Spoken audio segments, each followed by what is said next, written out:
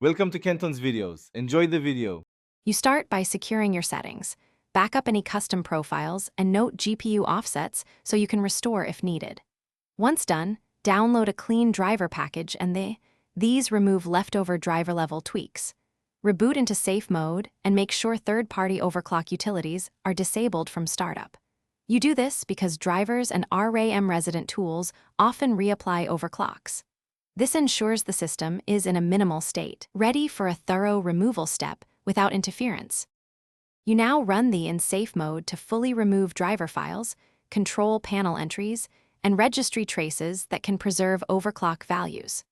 Once the finishes, reboot into normal mode and confirm no overclocking software auto starts.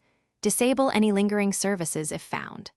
Then install the manufacturer's latest driver using the clean or custom install option to prevent importing old profiles. You do this because a clean driver reset restores default frequencies and voltages, removing persistent firmware or driver-applied offsets. You finish by verifying default clocks and voltages under idle and load using monitoring tools like MSI Afterburner or GPU-Z. Compare against factory specs. If the card still shows overclocked values, consider resetting the VBIOS or reflashing the OEM firmware, only after reading the vendor instructions, since flashing carries risk. If problems persist, try an older driver version or test the GPU in another system. Finally, contact the manufacturer for guided VBIOS recovery or warranty.